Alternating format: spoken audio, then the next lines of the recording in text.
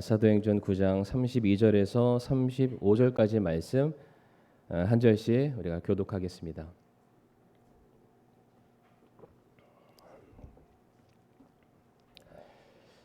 32절 말씀 제가 먼저 읽겠습니다.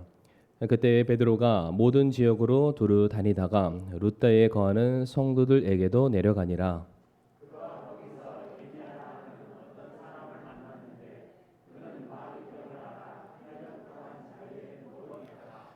베드로가 그에게 이르되 에니야야 예수 그리스도께서 너를 온전하게 하시니 일어나 내 자리를 정돈하라 하매 그가 곧 일어나니 룻다와 사론에 거하던 모든 자들이 그를 보고 주께로 돌아오니라. 아멘. 아버지 하나님 감사합니다. 또 이 시간 또 저희들 하나님의 귀한 말씀 앞에 또 섰습니다. 들을 수 있는 귀를 허락하여 주옵시고 또 순종할 수 있는 마음을 저희들에게 허락하여 주시옵소서. 예배의 시종을 또 온전히 아버지께 맡겨드리오니 오늘 주시는 말씀을 통하여서 우리가 온전하게 주님을 따르고 주님의 말씀에 순종하는 주의 거룩한 종이 되고 또 제자가 될 수 있도록 아버지 또 저희들을 사용하여 주시옵소서. 예수님의 이름으로 감사하며 기도를 드리옵니다. 아멘. 자리에 앉으시겠습니다.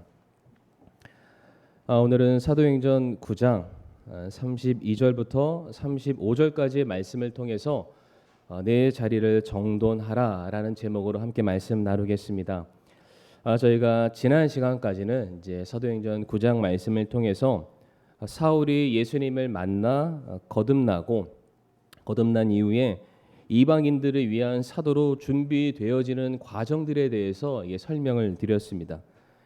이제 8장부터 9장을 넘어오는 그 모든 사건의 기록 속에 이제 카메라 앵글이 사울이라는 사람의 포커스를 맞췄다면은 이제 그 앵글이 어디로 싹 옮겨지냐면 이제 베드로라는 또 다른 사도에게 그 앵글이 옮겨지게 됩니다. 주님께서 한 사람 주님의 귀한 일꾼을 부르시고 변화시키는 일에도 주님께서 귀하게 역사하시지만은 동일하게 주님의 이름으로 먼저 보냄을 받은 또 다른 제자들 역시 주님의 이름으로 능력을 행하고 영혼을 구령하는 일이 여전히 진행되고 있음을 우리에게 말해주는 부분이기도 합니다. 오늘 본문 32절 말씀 성도님들 눈으로 한번 보시게 되면은 베드로가 룻다에 사는 성도들을 찾아갔다라고 되어 있죠. 예루살렘을 제외한 또 다른 지역에 성도가 있었다라는 것이 지금 드러나고 있습니다. 룻다라는 지역은 제가 잠시 있다가 지도 한 장을 보여드리겠지만은 예루살렘을 기준해서 지중해 방향으로 북서쪽에 위치한 작은 지역 동네다라고 말씀을 드릴 수가 있습니다. 그런데 예루살렘이 아니라 룻다라는 지역에 성도가 존재하는 것은 그 이유가 무엇이냐면은 사도행전 8장에 예루살렘에 큰 핍박이 임하게 되었을 때에 그 성 안에 있는 사도들을 제외한 모든 성도들이 사방으로 흩어지게 되었죠. 그때 빌립 집사를 위시하여서 많은 사람들이 사마리아와 땅끝으로 향하면서 그들이 복음을 전하게 되었습니다.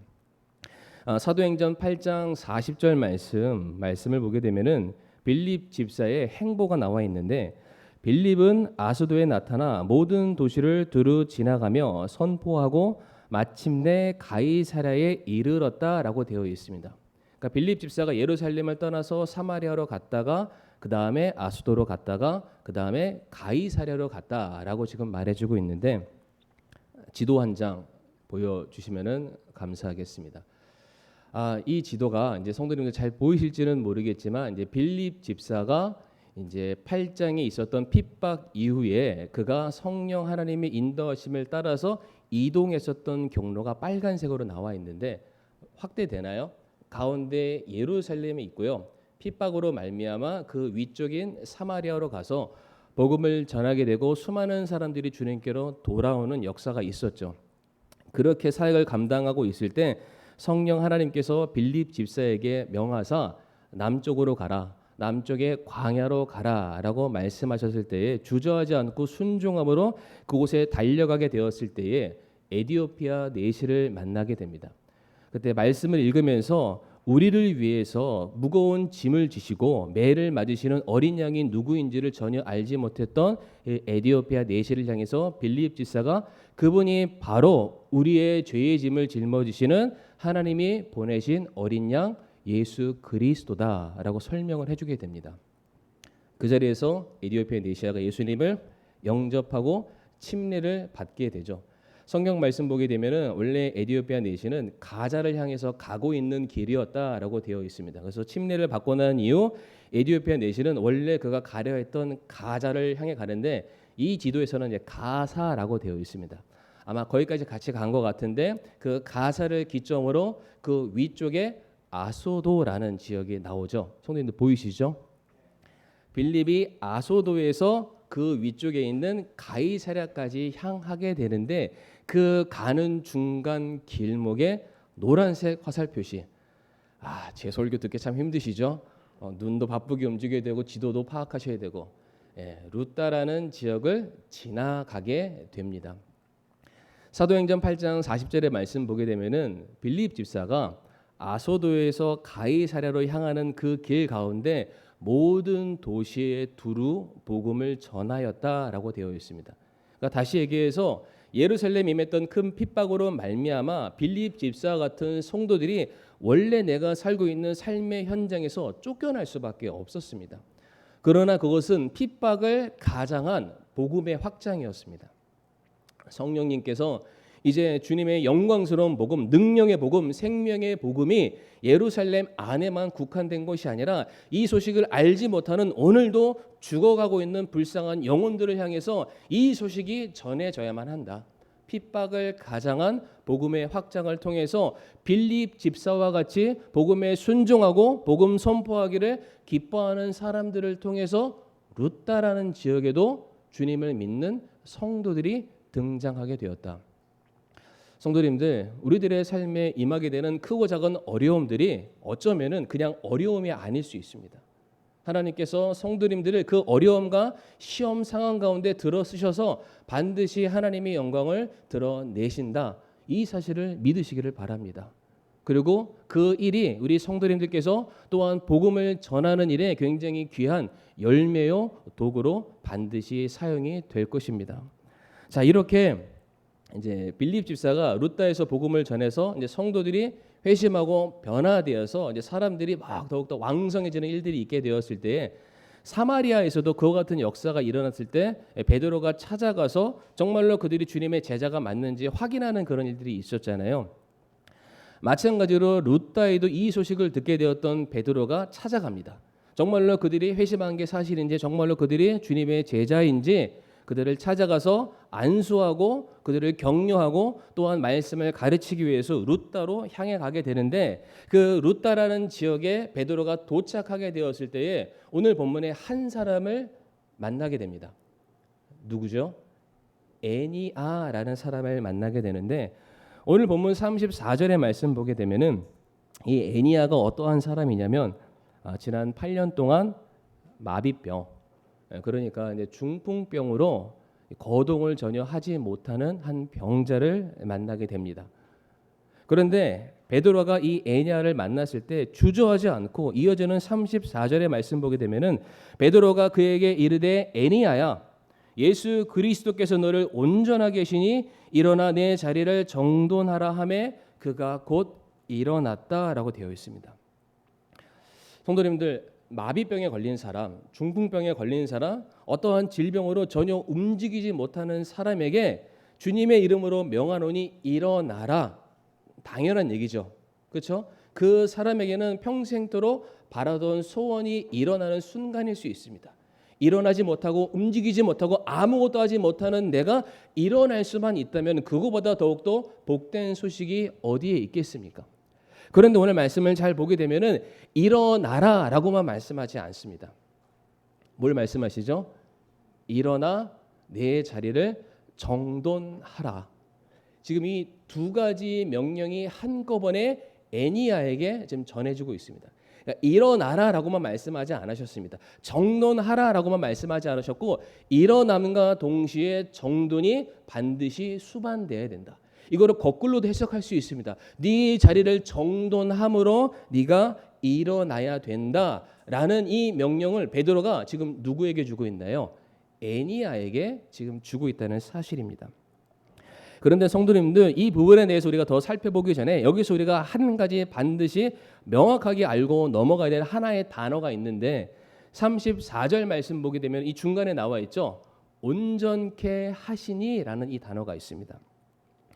이 본문의 정황상 온전케 한다가 이 애니야라는 사람이 가지고 있는 질병이 치유되는 거, 이 하나만을 놓고서 이야기하는 것처럼 우리가 이해가 될 수 있습니다.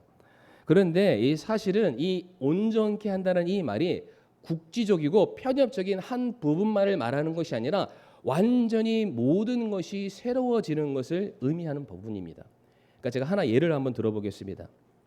제가 이제 차를 타고 이제 운전을 하고 있는데 갑자기 차가 안 가는 거예요. 근데 제가 차를 이제 내려서 왜 안 가나 딱 봤더니 타이어에 바람이 빠진 거죠. 고쳐야 되잖아요. 그래서 교회 바로 앞에 있는 이제 코끼리 카센터로 차를 가지고 갑니다. 그래서 이제 그 카센터 사장님한테 얘기하죠. 사장님, 이게 보세요. 타이어가 펑크 나서 제 차가 안 가니까 이거를 뭐 떼워주세요. 바람을 넣어주세요. 그런데 이제 그분이 그걸 보는 거예요. 봤더니 저한테 얘기를 해. 이 차가 못 가는 원인은 펑크 때문은 아닙니다. 펑크 때문에도 못 간 건 맞지만 제가 이 차를 점검해 보니까 엔진에도 문제가 있고요. 미션에도 문제가 있고 브레이크도 문제가 있어서 총체적인 문제 때문에 이 차가 못 가는 겁니다. 지금 성도님들 제가 얘기하는 거 잘 이해하고 계시나요? 네. 오늘은 평상시보다 상당히 조용하신 것 같습니다. 지금 베드로가 애니야를 바라보면서 애니야의 마음속에서 자기 병 하나 고치는 거 이거 말고는 아무 생각이 없는 거예요. 그런데 베드로가 애니야를 바라봤을 때 그가 가지고 있는 외적인 질병이 문제가 아니라는 겁니다. 그러니까 그것도 온전해지면 좋죠. 그런데 그것 말고도 너의 삶에 온전해질 것이 정말로 필요하다. 많은 부분에 수리가 들어가고 치료가 들어가야 되고 고침이 들어가야 너의 삶이 온전히 회복되는, 너의 삶이 온전케 되는 그 일들을 경험해야만 한다. 지금 그것을 베드로가 애니야에게 말해주고 있습니다. 그래서 34절 말씀에 베드로가 애니야를 향해서 말하기를 일어나라 라고만 말한 것이 아니라 일어나 내 자리를 정돈하라 라고 말하고 있습니다. 이 말의 뜻은 이 애니야라는 사람이 일어나기 위해서는 뭐가 필요한 건가요? 정돈이 필요합니다. 이 정돈이 집안 깨끗하게 하는 그런 정돈 말하는 게 아닙니다. 내 삶에 무엇인가를 내려놔야 된다라는 그런 뜻이 되겠습니다. 아무래도 성도님들이 잘 못 따라오시는 것 같으니까 이 성경에 애니야와 같은 제가 똑같은 두 사람을 제가 소개를 해드리도록 할 텐데, 애니야도 마비병 때문에 8년 동안 못 움직였잖아요. 성경에 그들이 가지고 있는 질병과 장애 때문에 전혀 움직이지 못하는 두 사람이 등장하게 되는데, 한 사람은 요한복음 5장에 베데스다 연못에서 38년간 질병을 앓고 있었던 한 사람이 등장하고, 또 다른 한 사람은 사도행전 3장에 등장하는데 성전 문 앞에 앉아있는 안진뱅이가 등장을 합니다. 그러니까 두 사람 다 아무것도 못하는 그러한 삶을 오랜 시간 동안 살아오게 되는데, 먼저 그 38년 된 병자를 잠깐 소개해드리도록 할 텐데, 이 38년 된 병자가 베데스다라는 연못에 그가 있었습니다. 근데 성도님들 잘 아시죠? 이 설교 아마 몇 차례 많이 들어보셨으니까요. 사람들이 왜 베데스다 연못에 갔냐면 당시에 그런 설이 있었대요. 어떤 설이냐? 이 베데스다 연못이 한번 찰랑하고 흔들렸을 때는 이게 그냥 흔들리는 게 아니다. 하늘에서 천사가 내려와서 잠깐 발을 담그고 올라간 건데 바로 그때 이 물이 신통력이 있다. 성도님들 믿으시는 거 아니시죠? 믿으시면 안 됩니다. 참고로 제가 또 성지순례 얘기하는데 갔을 때 눈이 한쪽이 아예 안 보였어요. 그러니까 저한테 그런 물을 눈에 바르면 낫지 않겠냐고 말씀하시는 제 주위에 많은 목사님들이 계셨습니다. 신뢰하지 못하겠더라고요. 자, 어쨌든 이 병자가 이 물이 흔들리기를 기다리고 있었던 거죠. 저 물에 들어가면은 내 몸이 낫게 될 것이다. 근데 성도님들 이해가 안 되는 게 뭐냐면은 이 사람이 몇 년 동안 병을 앓고 있었냐면은 무려 38년이라는 시간을 질병을 앓았습니다. 그때 수많은 사람들이 물이 흔들렸나 봐요. 그 연못으로 다 달려가고 그가 있었던 솔로몬이라는 주랑에는 그 사람 혼자만 남아 있었습니다. 바로 그때 그 사람이 누구를 만나냐면 예수님을 만나게 됩니다. 예수님이 물어보죠. 뭐 하냐? 그랬더니 그 사람이 하는 말이 기억하시죠?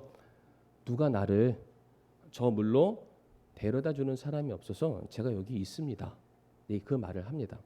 그런데 성도님들 우리가 상식적으로 생각해 봐야 될 게 무엇이냐면 이 사람이 38년 아마 그 인생이 더 됐는지 덜 됐는지는 모르겠지만 38년이라는 인생을 살아오면서 그 사람이 주구장창 거기에만 앉아 있었을까요? 거기서 밥 먹고 거기서 화장실 가고 개인 볼일 보고 잠자고 다 했을까요? 그러지는 않겠죠. 분명히 그 사람이 살고 있는 집이 있었을 것이고요. 집이 있다 하면 이미 그 사람이 태어났으니까 그의 가족, 부모님이 아마 존재했을 것입니다. 그러니까 그 주랑이라는 곳이 이 사람의 집이 아니라 그 사람의 집은 따로 있고 38년 동안 누가 주구장창 그 연못으로 데려다 준 거예요. 그 자리에서 혹여나 모를 내 몸이 나아질 것을 기대하는 그 마음으로 그 자리를 보내줬던 것이죠. 그런데 중요한 것은 38년 동안 무엇을 안 하고 있습니까? 이 흔들리는 물에 그 사람을 단 한 번도 누군가 집어넣어주지 않았다는 거예요. 아니 38년 동안 그 연못 근처에는 누가 계속해서 데려다 줬는데 생각해 보세요. 38년 곱하기 365 아침에 한번 데려갔고요. 저녁에 데려가야 되니까 곱하기 2 몇인가요? 수십만의 숫자가 나오겠죠. 그토록 많이 그 베데스다 연못에 데려다 줬건만 어디에는 안 데려다 줬습니까? 물이 흔들리기를 기다렸다가 그 흔들리는 순간 그 타이밍에 이 병자를 그 안에 안 데려다 줬다는 거예요. 뭔가 문제가 있겠죠. 그렇죠. 특별히 기억나시나요? 베데스라는 이름이 친절이라는 뜻입니다. 그러니까 치유가 일어나는 이 베데스다 연못은 친절과 자비라는 이름으로 수많은 사람들에게 이름이 이미 널리 알려져 있는 그러한 상황입니다.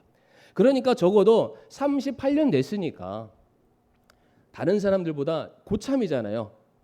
굉장히 오래 있었으니까 뭔가 자기의 기득권을 주장할 수 있잖아요. 그러니까 야 적어도 야 이번에 흔들릴 땐 너 가. 다음에 흔들릴 땐 너 가. 그래도 적어도 한 5번째나 10번째쯤 되면은 야 나 38년 기다렸으니까 나 그때 되면 딱 한 번만 넣어주라. 이렇게 할 수 있겠죠.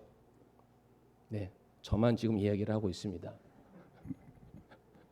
자, 그런데 아무도 이 사람을 이 안에 안 넣어준 거예요. 질문이 뭘까요? 정말로 아무도 이 사람을 거기에 안 넣어준 걸까요? 아니면 이 사람이 거기를 들어가기를 거부했을까? 제가 이것에 대한 해답을 어디서 말씀드렸냐면은 사도행전 3장의 성전문 앞에 있는 사람을 설명하면서 소개해드린 적이 있습니다. 이 성전 문 앞에 앉은 뱅이가 있었는데 그 사람은 날 때부터 걷지 못하는 사람이었다라고 되어 있습니다. 그런데 그 사람이 성전문 앞에서 앉아서 행한 일이 무엇이었냐면은 구걸하는 거예요. 한 푼만 주세요. 100원 주세요. 1000원 주세요. 이 일을 하는데 성도님들 그 사람이 왜 거기 앉아서 구걸을 했을까? 성전 문 앞에 앉아 있잖아요. 성전 문이라는 것은 성전 안으로 들어가기 위해서입니다. 그럼 성전 안에는 누가 계시나요? 하나님이 계시잖아요. 그러니까 사람이 성전을 향해 들어가는 것은 하나님을 만나기 위해 들어가는 것이고 하나님을 만나기 위해서 그가 간다는 것은 그들이 가지고 있는 하나님을 향한 사랑을 증명해 보이기 위해서 그들이 가는 겁니다. 비록 그들이 죄의 문제를 가지고 죄의 문제를 해결하기 위해서 성전에 들어갔다 할지라도 그 죄의 문제를 해결하고 하나님과의 그 화평의 관계를 누리기 위해서 들어가는 것이고요. 내가 감사의 제목이 있다 손 칠지라도 모든 것이 하나님의 은혜이기 때문에 그것을 또한 하나님께 돌려드리기 위해서 성전을 향해 들어가는 겁니다. 왜 간다고요? 하나님을 사랑해서. 그런데 성도님들 성경 말씀에 우리가 하나님을 향한 사랑을 무엇으로 입증할 수 있습니까? 보이지 않는 하나님을 향한 내 사랑과 내 믿음을 내 옆에 있는 이웃을 사랑함으로 하나님을 향한 사랑을 입증한다라고 되어 있습니다. 기억하시죠? 그러니까 이 성전문 앞에 앉아있는 앉은뱅이는 누구일까요? 이 성전을 향해 들어가는 누구보다 하나님을 사랑하는 이 사람이 사랑해 줘야 될 대상입니다. 그러니까 이 성전문에 수많은 거지들이, 수많은 병자들이, 내일을 소망할 수 없는 수많은 연약한 사람들이 그 성전문 앞에 앉아서 나를 도우라. 네가 나를 도움으로 말미암아 너가 가지고 있는 하나님을 향한 사랑이 온전함을 입증해라. 거진데 구걸하는 사람인데 전혀 부끄러워하지 않습니다. 나를 도와라. 네가 나를 돕는 게 너의 의를 드러내는 길이야. 그런데 성도님들, 사도행전 3장 2절 말씀 보면은 뭐라고 되어 있냐면, 사람들이 자기 어머니 태에서부터 걷지 못하는 어떤 사람 어떻게 했다고요? 메고 왔다라고 되어 있습니다. 걷지 못하는 사람이 자력으로 성전 문에 온 게 아니에요. 누군가 그 사람을 거기다가 데려다 줬습니다. 그 데려다 주고 뭘 하라고 시킨 건가요? 구걸하라고 시키는 거예요. 구걸하라고. 필요를 얻으라고. 그러니까 성도님들, 요한복음 5장에 있는 38년 된 그 병자나 사도행전 3장에 나와 있는 안진뱅이나, 물론 그때 당시에 의료 기술이 떨어졌기 때문에 그들을 고칠 수 있는 방법이 없었다, 이런 이유는 좀 뒤로 밀어놓고요. 설령 그들이 나을 수 있는 방법이 있다 손 치더라도 그들은 그 낫는 길을 선택했을까요? 그렇지 않았을까요? 그들은 전혀 그것을 선택할 마음이 없는 사람들이었습니다. 제가 하나 예를 드릴 텐데 사진 하나 보여주시길 바랍니다. 이 사진이 무슨 사진이냐면 인도라는 나라에 델리라는 수도가 있습니다. 델리라는 수도 안에 GB 로드라는 하나의 길이 있어요. 우리 교회도 봉선로 길, 중앙길 이렇게 있잖아요. GB 로드라는 그 길이 있는데 보시다시피 굉장히 열악하고 험한 곳입니다. 지금 여기 사진을 보게 되면은 여인들이 이렇게 서 있잖아요. 이게 그냥 서 있는 게 아니라, 그러니까 매춘, 성행위를 하기 위해서 그 길거리에 서 있는 겁니다. 이 골목이 이제 얼마나 열악한 곳인지 술과 마약과 성매매가 끊이지 않는 그러한 장소라고 하는데, 안타깝게도 인도는 그 카스트 제도라는 게 있습니다. 그러니까 사람이 동등하지 않고 계급이라는 게 있는데 이 계급을 절대로 깰 수가 없대요. 그러니까 이게 넘어갈 수가 없는 그 다음. 그러니까 이 GB 로드라는 곳에 태어난 아이는, 아빠를 모르는 아이겠죠. 그 아이는 태어나면은 그 GB 로드라는 곳에서 또 성행위를, 성매춘을 행합니다. 성도님도 그런 거 보신 적 있는지 모르겠지만 인도 가면은 엄청나게 큰 대형 빨래터, 그런 사진 보신 적 있네요. 이렇게 다큐멘터리나 세계 기행록이나 그런 거 보면 꼭 그런 거 한 번씩 나오는데, 거기에서 빨래하는 사람은 자자손손 빨래만 합니다. 그러니까 그 사람들은 자기네들이 그렇게 태어났고 내 가족이 태어났고 내 조상이 그랬으니까 나는 평생 그거 하며 산다, 이렇게 생각한대요. 그런데 이제 이 지비로드라는 곳에 어떤 한 사람이 방문을 했습니다. 나쁜 짓을 하려 간 게 아니라 이 사람들의 실태를 파악하기 위해서 갔는데, 마침 길거리에 이게 배가 불룩 나온 임신한 한 임산부를 만나서 그 사람에도 자기한테 와서 이런저런 얘기하길래 자기가 가지고 있는 얼마 안 되는 돈을 주면서 좀 물어봤대요. 물어봤더니 제가 방금 전에 소개했던 그런 내용들, 우리는 여기서 먹고 자고 살고 이런 식으로 산다, 평생 이렇게 산다, 내 애가 태어나도 이렇게 산다, 이렇게 얘기를 들었대요. 근데 더 충격적인 얘기를 들었는데, 그 사람이 뭘 얘기를 들었냐면 이 임산부가 자기가 믿고 있는 신에게 기도를 한대요. 날마다. 하나님이 아니라 그들이 믿고 있는 이방 신에게 기도를 하는데, 어떻게 기도하냐면 지금 나에게 주신 이 생명, 이 아이가 나는 특별한 장애를 가지고 태어났으면 좋겠습니다 라고 매일같이 기도한대요. 이유를 물어봤어요. 왜요? 왜 그렇게 험난한 길을 가시려 합니까? 라고 했더니 그 여자 하는 말이 굉장히 충격적입니다. 장애를 가져야 구걸할 때 돈을 더 많이 받는데요.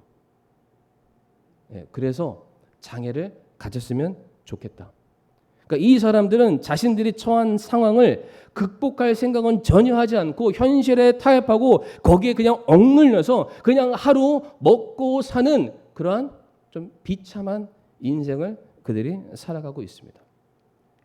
그러니까 성도님들, 오늘 본문에 나와 있는 이 38년 된 병자나 성전문 앞에 있는 그 사람들이나 외적으로 봤을 때는 문제가 있습니다. 아픔이 있습니다. 질병이 있습니다. 고치지 못하는, 움직이지 못하는 그런 장애를 가지고 살아가고 있었지만 지금 베드로도 그렇고 주님도 그들을 향해서 하시는 말씀이 뭐냐면 너희들이 온전해져야 된다.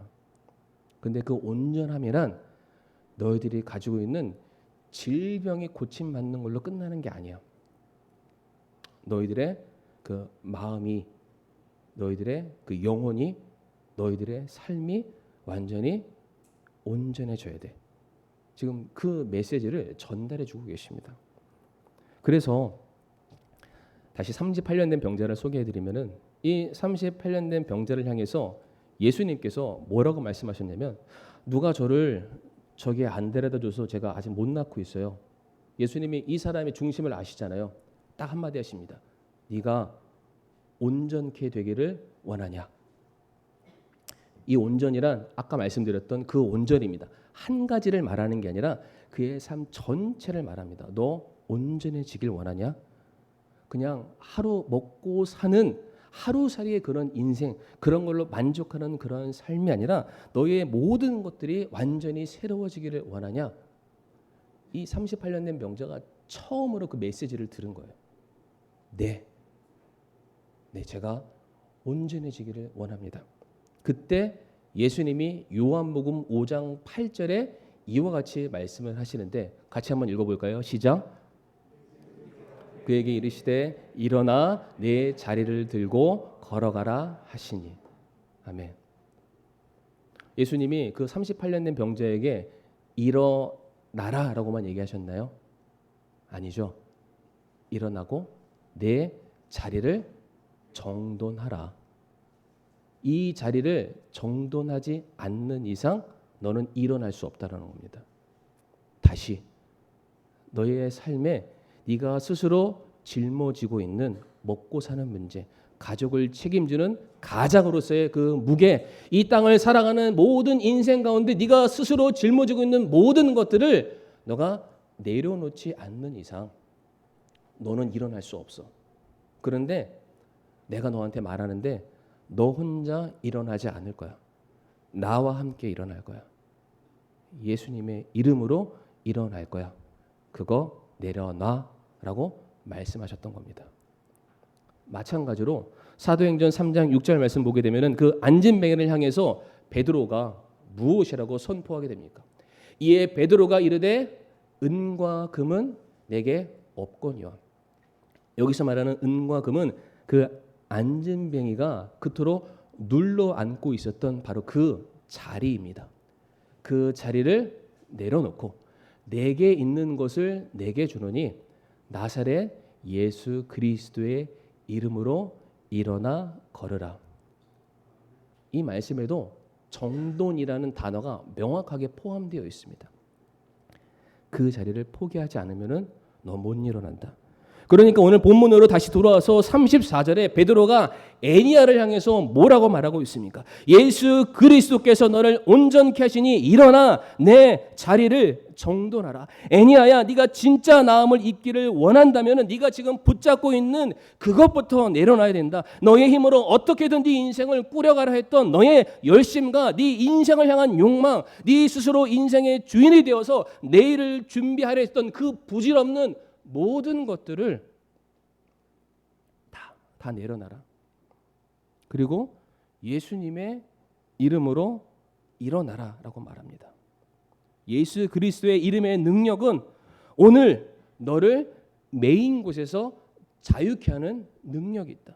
예수 그리스도의 그 이름 안에는 네가 짊어지고 있는 모든 문제로 인해서 결박되어 있는 모든 무거운 짐들을 풀어주는 능력이 그 이름 안에 있다.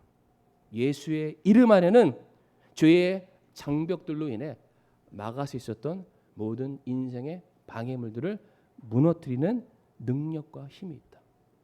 예수 그리스도의 이름 안에는 죄로 인해 죽었던 자들을 다시 살리는 생명의 능력이 있다. 그 이름으로 다시 일어나라. 그러기 위해서는 뭘 해야 됩니까? 내 자리를 정돈하라. 왜 우리가 예수님을 더 많이 사랑하지 못하는 걸까요? 왜 우리가 그토록 오랜 시간 신앙생활 해 왔음에도 불구하고 그 처음 구원 받았을 때와 오늘날 수많은 시간이 지나간 오늘 이 현 시점에 내 모습이 돌이켜 봤을 때 과거와 지금이 별반 다르지 않는 이유가 성도님들 어디에 있을까요? 우리가 아직 이렇게 어딘가에 지금 눌러 앉아 있는 것은 아닌가요?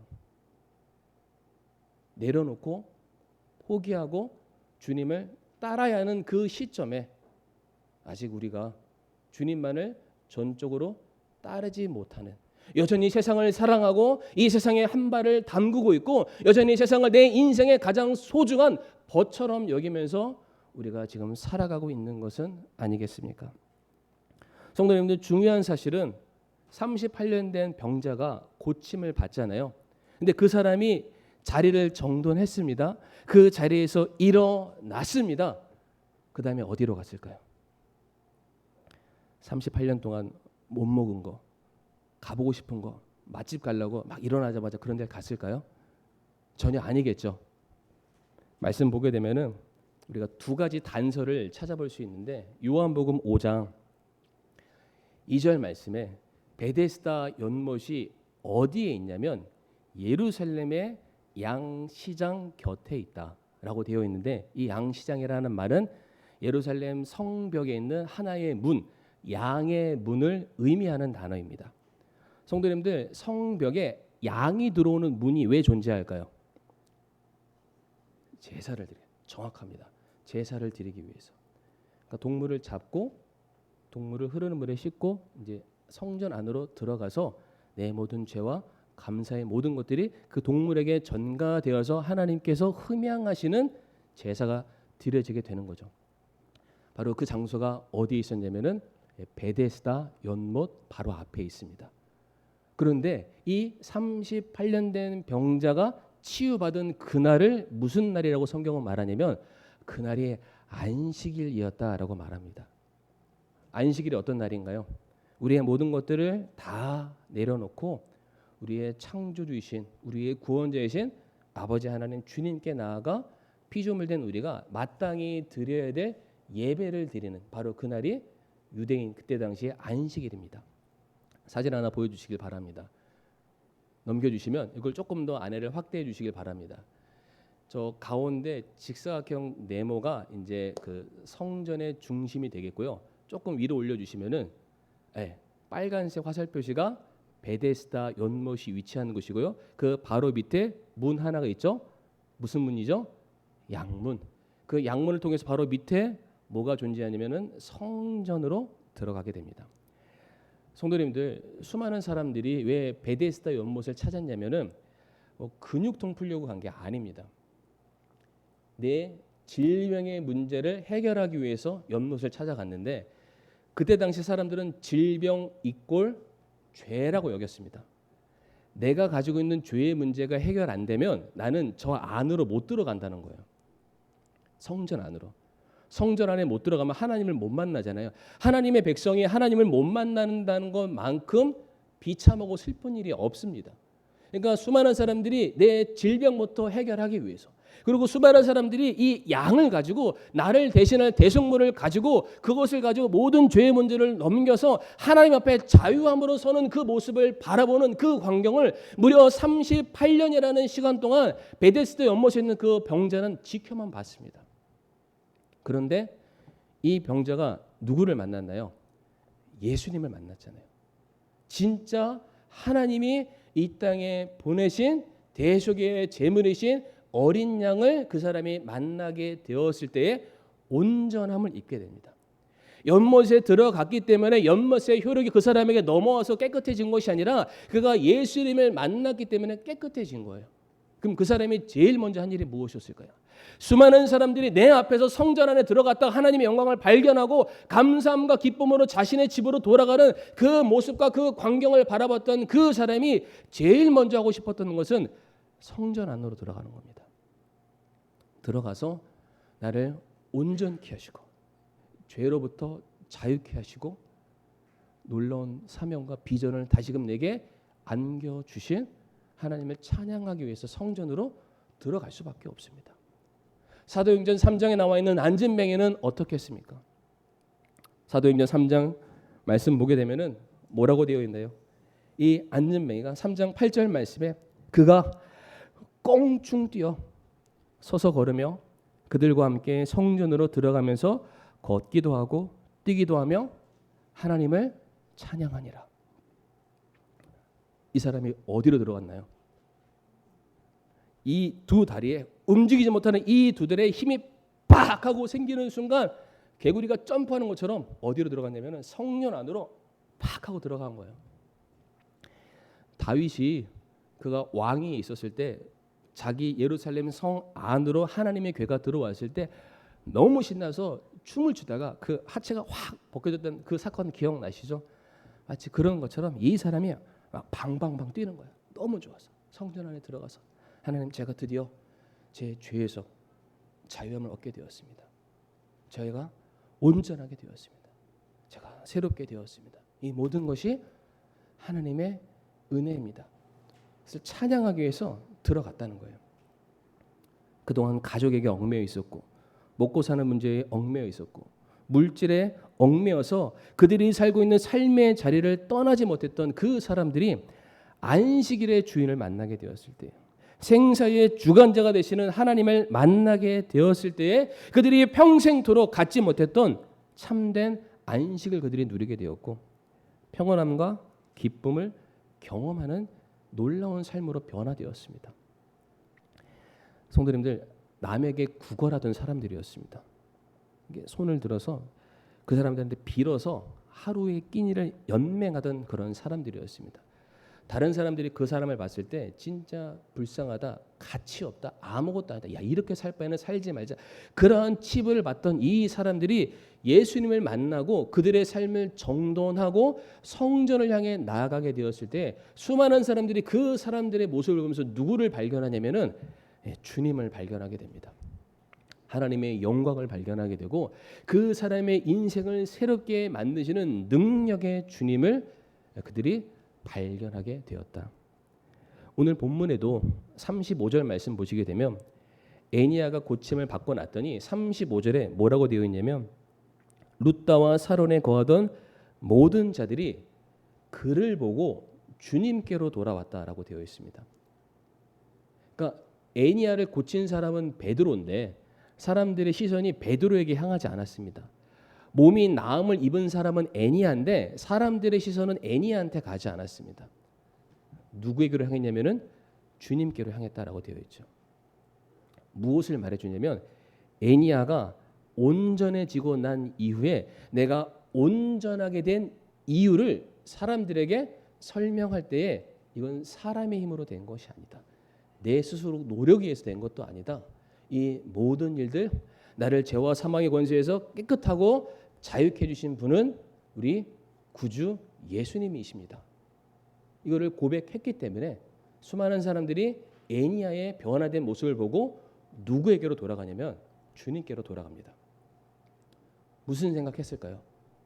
야, 우리도 에니야처럼 주님 만나서 내 삶을 정리만 할 수만 있다면 우리도 온전해짐을 입게 될 수 있다. 우리도 새로워지게 되는 은혜를 경험하게 될 것이다. 사람들이 그렇게 마음속에 결단하지 않았을까요? 이 시간 말씀을 마무리하면서 오늘 좀 본문에 있는 에니야도 그렇고 38년 된 병자도 그렇고 그 성문 앞에 앉아 있었던 안진뱅이도 그렇고 그들에게만 이 치유와 온전함의 역사가 필요한 것이 아니라 저는 사실 오늘 말씀이 저에게 향한 말씀이다라고 저는 많이 묵상하면서 이 말씀을 준비했습니다. 주님께서 저와 성도님들을 부르셨을 때 죄와 사망의 권세 가운데 내일을 소망하지 못하는 죽음의 두려움 가운데 지옥의 심판에 대한 정말로 두려움 가운데 살고 있는 우리들을 향해서 주님께서 말씀하시기를 내가 다 책임지겠다라고 말씀하셨습니다. 내가 너의 모든 죄를 용서할 것이고 내가 너를 내 자녀 삼을 것이고 내가 너를 통해서 큰 일을 이루겠다. 그러면서 주님께서 말씀하시기를 네가 나를 따라오려거든 너의 십자가를 지어야 된다. 그러니까 그동안 네가 가지고 있는 삶의 모든 것들을 다 내려놓고 버리고 끊어버리고 부인해야만 네가 나를 따라올 수 있고 바로 거기서부터 너의 삶의 변화가 일어날 거야 라는 말씀을 매 예배 때마다 이 성경 기록을 통해서 저에게 도전하시고 권면하고 계시는데, 왜 내 삶에 큰 변화와 열매가 없는 것은 아마도 내가 여전히 주님의 음성 앞에 반응하지 않고 그 자리에 그냥 머물러 앉아 있는 그런 모습이 나에게 있는 것은 아닌가.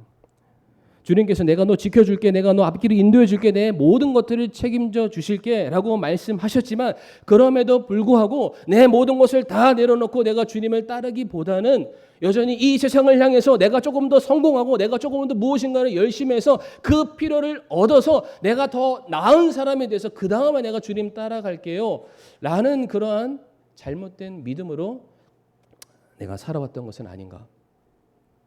이 본문에 애니야만 고침 받을 것이 아니라 바로 이 시간 저와 사랑하는 성도님들, 우리가 주님을 만나는 것도 정말로 중요합니다. 그러나 만나는 것으로 끝이 아니라 우리가 그 자리에서 일어나야 됩니다. 주님을 나의 구주로, 나의 왕으로, 메시아로 내가 모셔드리기를 작정했다면 이제 우리가 어떻게 해야 됩니까? 주님 가시는 그 길을 향해서 나아가야만 합니다. 주님께서 가시는 그 길대로 따라가는 바로 그 순간 성도님들의 삶에 놀라운 변화가 일어날 줄을 믿습니다. 손에 쟁기를 잡고 뒤를 돌아보는 사람은 하나님의 왕국에 합당하지 않다라고 말씀하셨습니다. 오늘 이 시간 우리가 다 같이 고개를 숙이고 눈을 감고 이제 우리가 함께 기도하기를 원하는 것은 정말로 주님만이 우리들의 인생의 길이요 진리요 생명 되심을 제가 확실히 믿기를 원합니다. 배설물에 지나지 않는 이 세상의 것을 얻기 위해서 세상을 향해서 구걸하는 그런 인생에서 벗어나서 온전한 것을 얻기 위해서, 영원한 것을 얻기 위해서, 썩지 않는 것을 얻기 위해서 내가 주님을 따르는 주님의 말씀에 순종하는 자가 될 수 있게 해달라고, 제가 38년 된 병자와 같이 애니야처럼 그 자리에 눌러있는 그런 삶이 아니라 주님의 명령 받들고 사명을 이행할 줄 아는 주님의 귀한 종이 될 수 있게 해달라고, 그런 그릇이 될 수 있게 해달라고 이 시간 성도님들 다 같이 짧은 시간이 되겠지만은 함께 우리가 머리 숙여 기도하겠습니다.